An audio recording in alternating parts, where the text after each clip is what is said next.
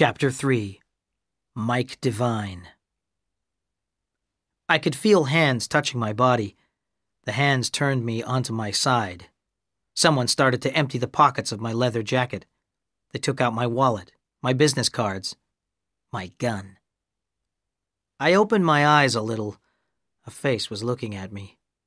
It had short blonde hair and green eyes, and it was smiling at me.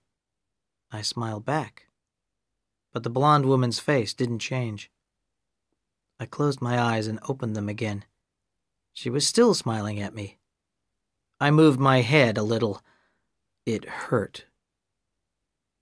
"Sit up," a voice said. It wasn't Gail Lane's voice. It was a man who spoke. I opened my eyes wide and saw that I had been looking at a photograph of Gail. The photograph was on a low white bedside table. Mike Devine was sitting on the edge of the bed. He was wearing a white bathrobe with Palm Beach Resort written on it. He was holding my gun, and he was pointing it at my head. "Now," Mike Devine said in a quiet, hard voice, "who are you, and what are you doing on my bedroom floor?" I touched the back of my head. It still hurt. I looked at my watch. 2:00. I must have been unconscious for over an hour. Mike Devine had obviously woken up after the cold shower I'd given him. "You can see who I am," I replied. "You've got my business cards. Look in my wallet and you'll find my detective's license. Then please give me my things back." Mike Devine laughed. The gun was still pointing at my head.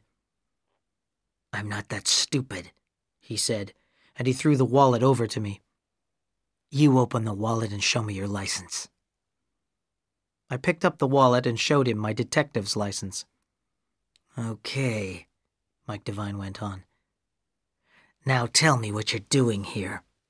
My apartment has been wrecked, and you're lying on my bedroom floor."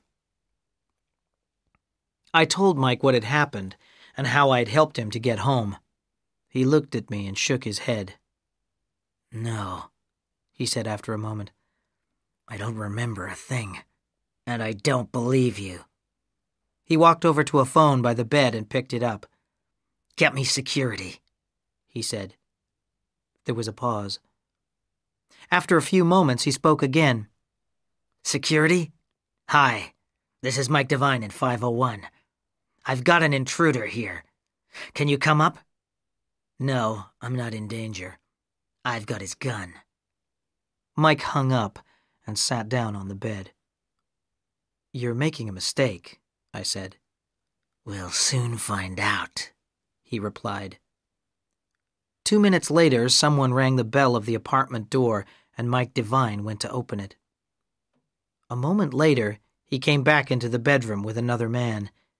It was the doorman with the mustache, the man who had helped me carry Devine in from the car. "Where's the intruder?" the doorman asked. Mike Devine pointed at me.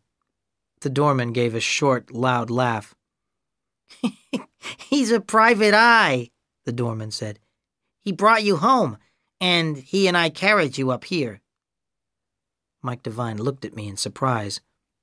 He threw my gun back to me. "I'm sorry, fella," he said. "I've got a couple of questions," I said to the doorman. "Did you let anyone in here earlier this evening? And did anyone leave after I got here?"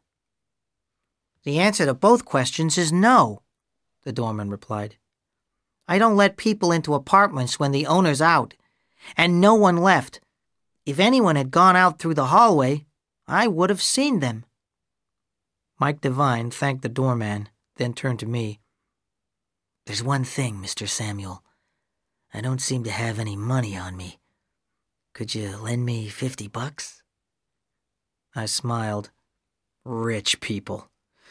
They're the ones who've never got any money. I opened my wallet and gave Mike $50. He walked over to the doorman and gave him the money. "There's no need to say anything about this to anyone," Mike said. The doorman thanked him and left the apartment. I sat on the bed and thought about what had happened. Who had hit me on the head? Had Mike himself done it? If he hadn't hit me, there must have been someone else in the apartment. Certainly someone had wrecked the living room.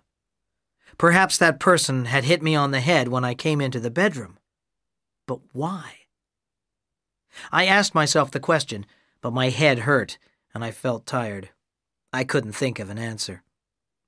"Look," Mike said. "I'm sorry. It's late. Can I offer you a bed for the night? I don't know who's been here. Whoever hit you on the head must have got out while I was in the bathroom. Perhaps they thought they were hitting me." "But the doorman said that no one had left the building," I replied. "So perhaps they're still here somewhere. Or perhaps they're hiding in another apartment. But they must have a key to your apartment. The first thing to do is to make sure they're not still here." Together, we searched every room in Mike Devine's apartment. We found no one. Suddenly, I had an idea. "I won't take your offer of a bed for the night," I said. "My car's outside. The police will take it away if I leave it in the street any longer." "Put the car in the garage," Mike said. "There's a garage underneath the apartment building, and the elevator goes straight down to it." My idea had been a good one. Mike had told me something that I had already guessed. So, someone could have left the apartment, then taken the elevator down to the garage and driven away without the doorman seeing them, I said. At that moment, the phone rang. Mike Devine answered it. "Yes," he said. "Yes, I see." Then he hung up. He looked terrible. "Who was it?" I asked. "Someone I owe some money to," he replied. "He said that he wrecked the apartment. He said it was a warning. He said he was sorry he had hit you. He thought you were me. And he said that next time, he wouldn't wreck my apartment. He would wreck me." So the person who had hit me on the head was trying to frighten Mike Devine. And he had succeeded. Mike was looking very frightened indeed. "Mr. Samuel," Mike said, "I think I need some protection. I will pay you to stay here for the rest of the night. Will $200 be all right?" "Plus the 50 you borrowed," I replied with a smile. I left the apartment and went down to the hallway. I told the doorman I was staying for the rest of the night. Then I went out into the street.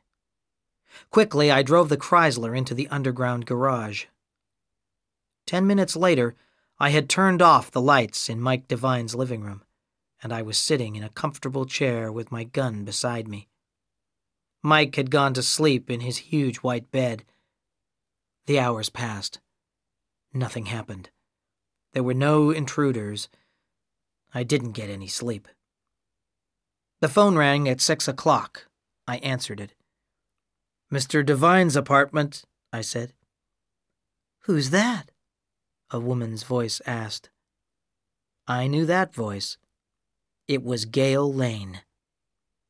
At that point, Mike Devine picked up a phone in his bedroom and began to speak. I hung up immediately, so I never knew what she said to him.